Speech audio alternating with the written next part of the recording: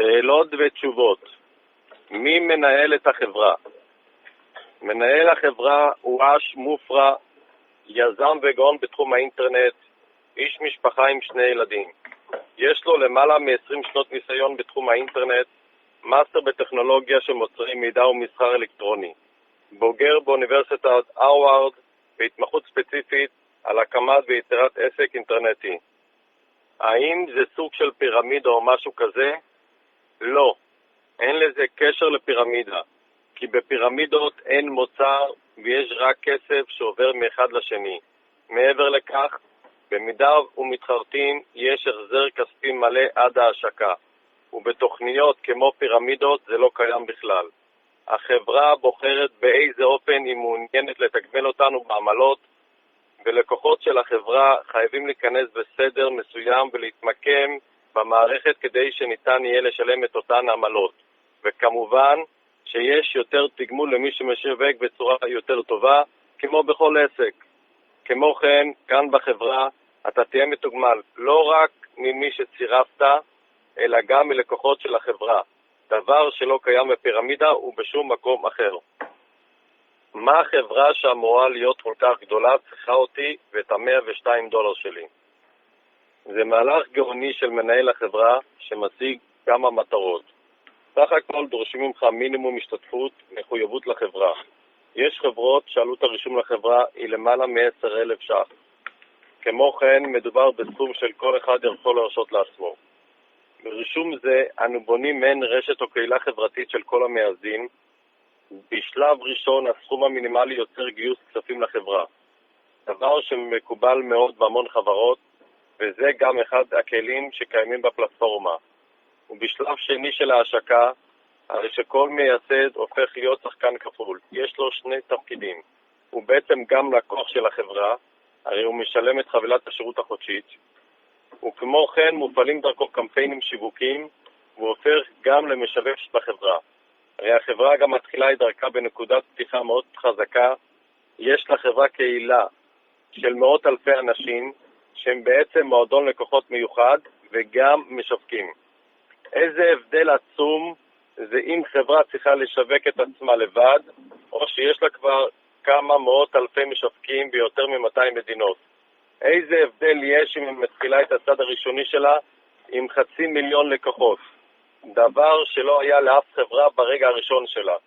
זה נותן לה כוח ודחיפה עוצמתית של כל חברי הקהילה, אנחנו נהנה ממנה, ואכן זה מהלך גאוני. מה כבר אפשר להרוויח מהשקעה כל כך קטנה? זה בדיוק היופי כאן, וחלק מהמהלך הגאוני של מנהל החברה, שבו החברה הזאת היא לא רק עסק מצליח לתותחי מחירות, אלא מיזם חברתי-כלכלי שנועד לעזור לכל מי שזוכה להצטרף. אתה הולך ליהנות מהמוני הלקוחות שכנסו לחברה, ממה שיפול תחתיך ממייסדים אחרים, וברבות הזמן תוכל להגיע למשכורת חודשית יפה מאוד, שתוכל עד מאוד לעזור לך. ואם תזכה להקים ארגון תחתיך, תוכל להגיע לשקט כלכלי. הרווחים פה יכולים להיות גבוהים מאוד, יותר מכל חברה אחרת. מה זה אומר לשלם פעם אחת על החבילות? הרי התשלום אמור להיות חודשי.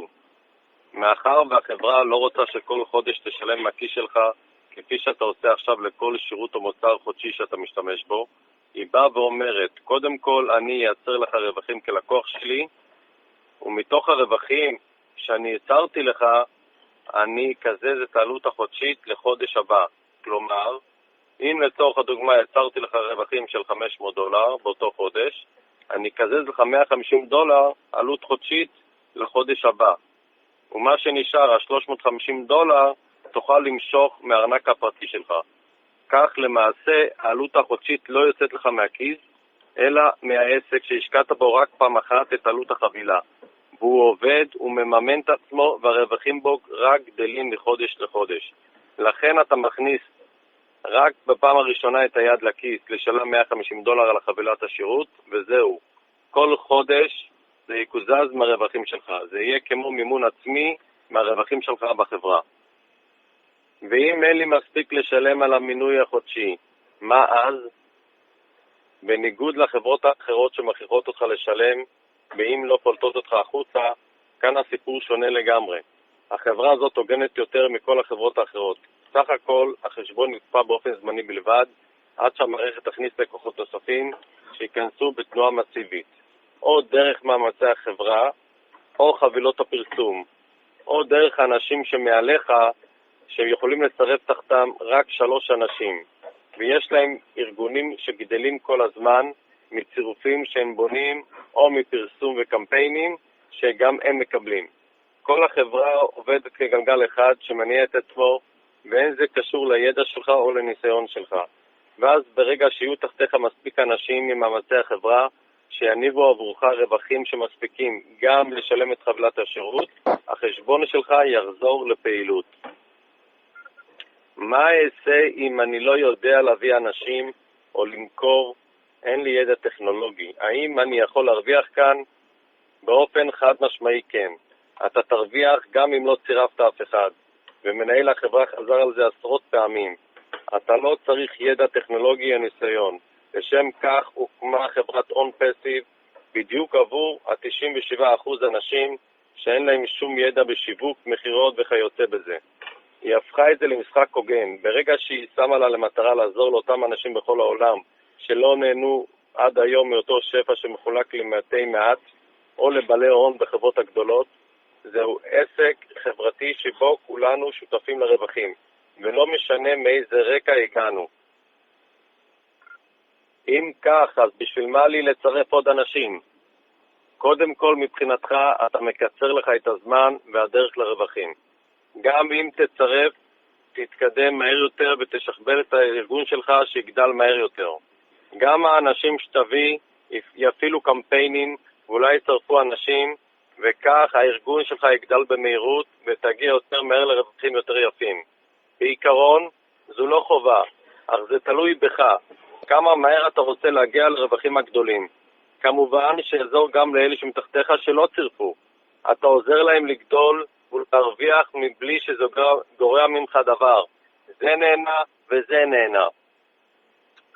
למה אני לא רואה את המוצרים?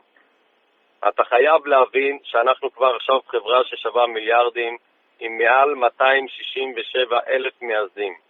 החברה לפני השקה, ואם נחשוף את המוצרים, המתחרים שלנו מאוד ישמחו.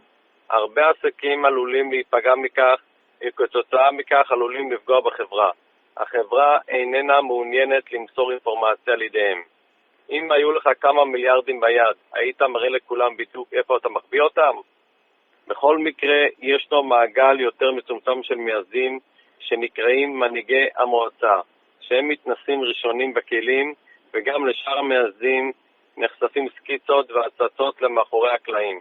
אנחנו לא נשלם על משהו לפני שנראה את המוצר הסופי, וזה יקרה ממש לפני ההשקה עצמה. מתי זה יושק ולמה זה לא הושק עד עכשיו? תשאל כל מפתח תוכנה כמה זמן לוקח לבנות משהו בסדר גודל כזה. והאמת, שאם לא הייתי לוקח לפחות מעל 2 לפתח משהו צר, גם אני הייתי חושד. יחד עם זאת, החברה הצהירה שהיא הולכת להיות מושקת עד סוף 2020. ואנחנו כרגע נכנסים להשקה הרכה, שבה החברה בודקת את המערכות לפני ההשקה הגדולה. אפילו גוגל לא התחילה עם מעל 260,000 לקוחות בהתחלה, כך שיש לנו ביקוש מטורף. זו עובדה מוגמרת ותוכל להיות חלק מזה כבר על ההתחלה, לפני שכל המיליונים ייכנסו מתחתיך.